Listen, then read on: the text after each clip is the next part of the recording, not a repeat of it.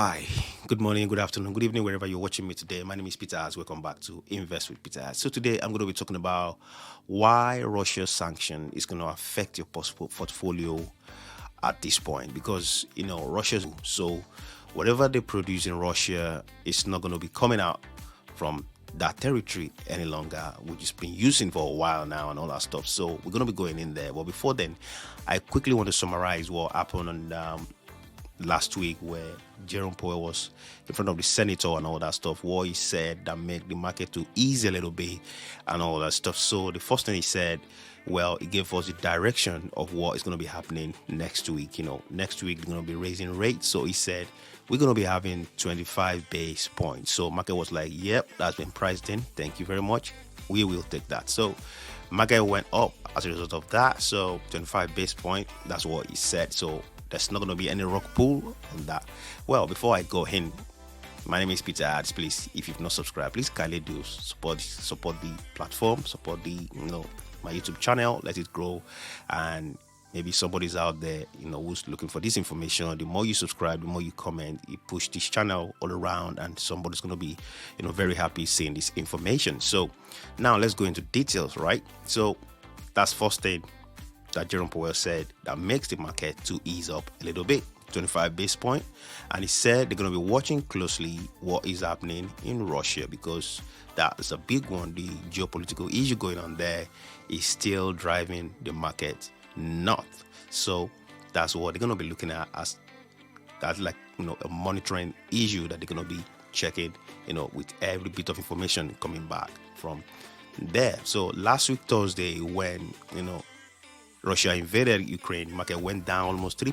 Nasdaq went down almost 3%. And, it was a buying opportunity for people. So people bought a lot. And on Friday, again, market went down because there was a missile that touched the nuclear power plant in Ukraine. That's the biggest power plant in the whole Europe. That's a dangerous stuff. So market was shocked, and everything went fizzle out, and market went down. Nasdaq went down up to 2 point something percent on Friday. So that's what is really affecting the market. So every bit of news coming out from Russia, Ukraine is actually not really good for the market because market don't like uncertainty. That's why market has been going up and down. But those who are smart enough to buy the blue chip companies, I think in a year or two, you'll be very glad you bought at a cheaper price. So Jerome Powell said that on Thursday on last week, and he said, well, somebody was asking that, okay, what about the,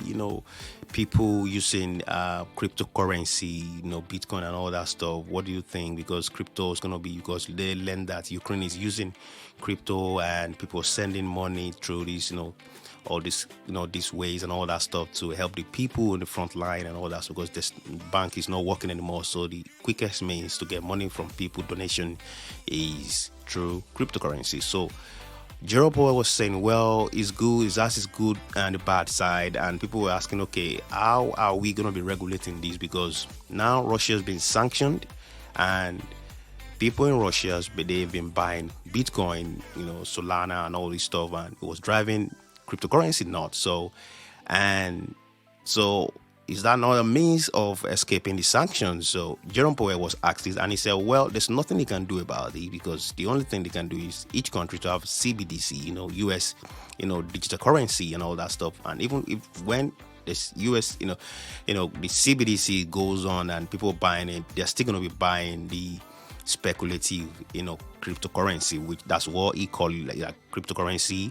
The one we buy, retail investors, and they call it speculative, current digital assets. So, well, we don't care. It's speculative, but well, it's digital gold for us and all that. So whether you like it or not, it's digital gold. So he said there's nothing they're going to be doing, to stop it. It can't be stopped at this point because it's actually helping the people in the Ukraine. And that's the first time people see how cryptocurrency can actually ease up financial transaction is as quick as that. So they were like, well, each country should have, like US is going to be having CBDC at some point. It's going to be in use and all that stuff. But They're still going to regulate cryptocurrency, but there's no way they can stop it. It can't be stopped.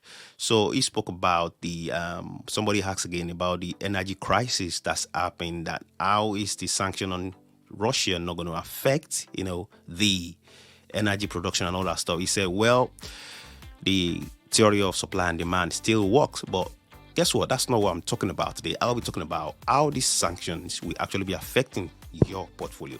Now, the first thing is, well, Russia produced almost 50% of aluminum that company used, all this EV company, or this, auto company used to build these cars and all that stuff, vehicles. And the sanction is really going to affect these companies, the production coming out from these companies. So now, how is it going to affect you? If you're an investor in EV or auto industry, you're going to be affected. Why? Because the next earning report ain't going to be looking good, because they're going to be referring to this as a result of sanction, because of Russia's sanction, because of sanctions on Russia. We couldn't get our hands on this and that. So our expectation is this. We are not expecting more. We're expecting this and that. So expect the next quarter to be, not to look so good. And if you're investing now, you better start looking at other sectors that you want to invest. You don't want to be heavy on auto and EV, because most of the aluminum they use to produce these vehicles comes from Russia. So definitely, when the company report and the company is not, like, the expectation is not that good, the stock do what? It comes down. So be very careful. It's going to affect everyone. I've got investment in Tesla, Ford, GM, Toyota, and all that stuff. So I know what's coming. So prepare your portfolio towards that. The second one is those who are investing in Russia stocks. I know most of the platform are actually they're trying to close some people's position on, who are people who have invested in Russia stocks, Russia banks, and all that stuff. But I don't think it's good.